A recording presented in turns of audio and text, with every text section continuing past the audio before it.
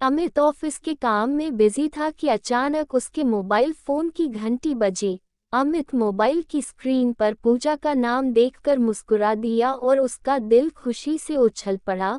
वो अमित की प्रेमिका थी। उसने मोबाइल फोन पर हेलो कहा तो उधर से पूजा की आवाज आई, तुम्हारा प्यार पाने के लिए मेरा मन आज बहुत बेकरार है, जल्दी से घर आ जाओ। उसकी बात सुनकर अमित ने पूछा, तुम्हारा पति घर पर नहीं है क्या? नहीं, उधर से खनकती आवाज आई, वह आज ऑफिस नहीं आया, तो मुझे लगा कि वह छुट्टी लेकर तुम्हारे साथ मस्ती कर रहा है। अमित मुस्कुराते हुए बोला। तब पूजा ने कहा कि ऐसी बात नहीं है, वह कुछ जरूरी काम से अपने एक रिश्तेदार के घर गया है, रात के 10 बजे से पहले लौटकर नहीं आएगा, इसलिए मैं तुम्हें बुला रही हूँ ताकि तुम्हारा प्यार और वो पा सकूं, और ये हमारे पास अच्छा मौका है, जल्दी से यहाँ आ जाओ। तब अमित बोला कि मैं शाम के 4:30 बजे तक जरूर आ जाऊंगा। जिस तरह तुम मेरा प्यार पाने के लिए हर वक्त बेकरार रहती हो, उसी तरह मैं भी तुम्हारा प्यार पाने के लिए बेकरार रहता हूँ।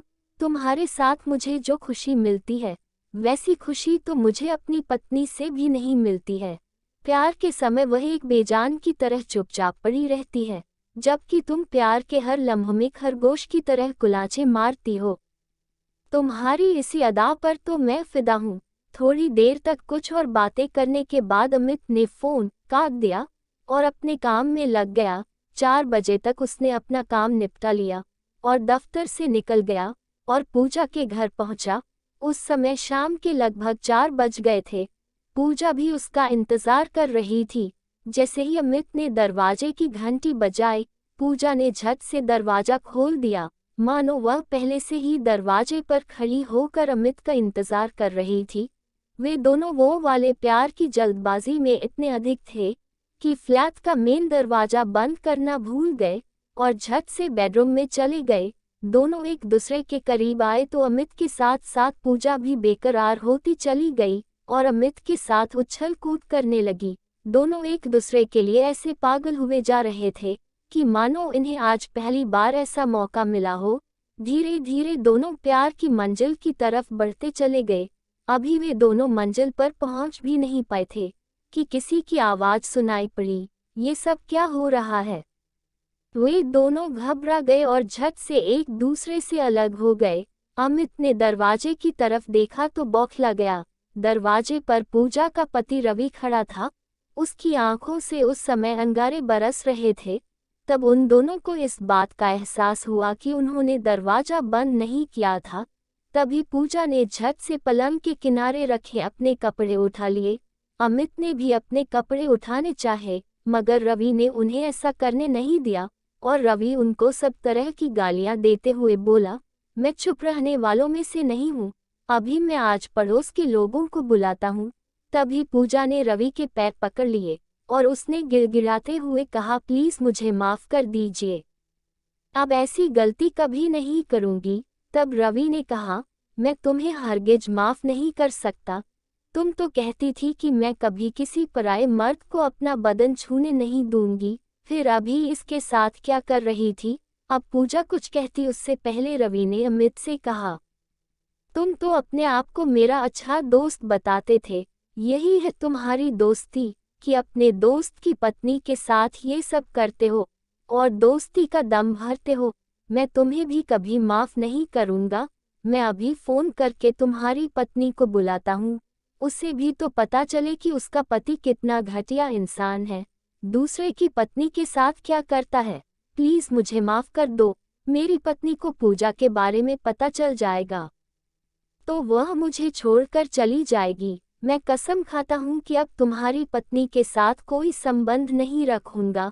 अब अमित ने गिड़गिड़ाते हुए कहा, लेकिन अमित के गिड़गिड़ाने का रवि पर कोई असर नहीं हुआ। उसने अमित से कहा, मैं तुम दोनों को कभी माफ नहीं कर सकता। तुम दोनों की करतूत जग जाहिर करने के बाद आज ही मैं इस कलमुही को घर से निकाल दूंगा। उसके बाद तुम्हारी जो मर्जी हो वह करना। इस औरत से संबंध रखना या न रखना, उससे मुझे कोई लेना देना नहीं होगा। इसके बाद रवि तो चुप हो गया, लेकिन पूजा फिर गिड़गिड़ा कर उससे माफी मांगने लगी। अमित ने भी ऐसा ही किया।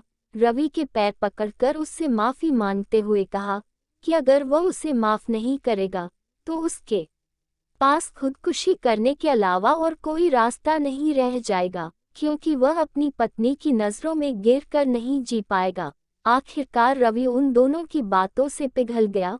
उसने अमित से कहा, मैं तुम्हें माफ तो नहीं कर सकता, मगर अपनी जबान बंद रखने के लिए तुम्हें 5 लाख रुपए देने होंगे। ये सुनकर अमित की बोलती बंद हो गई, उसका सिर भी घूमने लगा।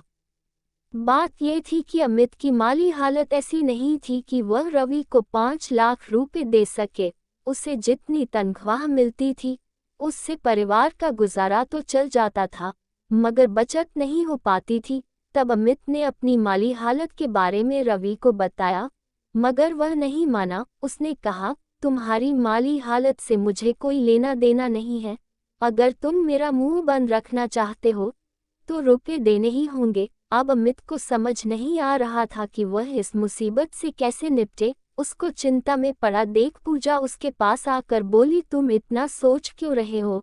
रुपए बचाने की सोचोगे तो हमारी इज्जत चली जाएगी, लोग हमारी असलियत जान जाएंगे। तुम खुद सोचो कि अगर तुम्हारी पत्नी को सब कुछ मालूम हो जाएगा तो क्या होगा? क्या वह तुम्हें माफ कर पाएगी? वो तुम्हें छोड़कर चली जाएगी तो तुम्हारी जिंदगी क्या बर्बाद नहीं हो जाएगी? मेरी तो कोई औलाद नहीं है, तुम्हारी तो औलाद है, वह भी बेटी। अभी उसकी उम्र भले ही 5 साल है, मगर बड़ी होने के बाद जब उसे तुम्हारी सच्चाई का पता चलेगा तो सोचो कि उसके दिल पर क्या गुजरेगी। तुमसे वह इतनी ज्यादा नफरत करने लगेगी कि जिंदगी भर तुम्हारा मुंह नहीं देखेगी। अमित पर पूजा के समझाने का असर हुआ और वह रवि को रुपए देने के लिए राजी हो गया, मगर इसके लिए उसने रवि से 1 महीने का समय मांगा। कुछ सोचते हुए रवि ने कहा, मैं तुम्हें 1 महीने की मोहलत दे सकता हूँ, मगर इसके लिए तुम्हें कोई गारंटी देनी होगी। तब अमित ने रवि से पूछा, कैसी गारंटी? मैं पूजा के साथ तुम्हारी फोटो खींचकर अपने मोबाइल फोन में रखूंगा, बाद में अगर तुम अपनी जबान से मुकर जाओगे तो फोटो सबको दिखा दूंगा। अब मजबूर होकर अमित ने उसकी बात मान ली। रवि ने पूजा के साथ अमित की बिना कपड़ों वाला फोटो खींचकर अपने मोबाइल में सेव कर लिया। दोस्तों, अगर आपको ये कहानी थोड़ी बहुत भी पसंद आई हो तो कमेंट करके जरूर बताएं तथा अपने दोस्तों के साथ शेयर करना ना भूलें। और चैनल पर नए हैं तो सब्सक्राइब जरूर करें। धन्यवाद।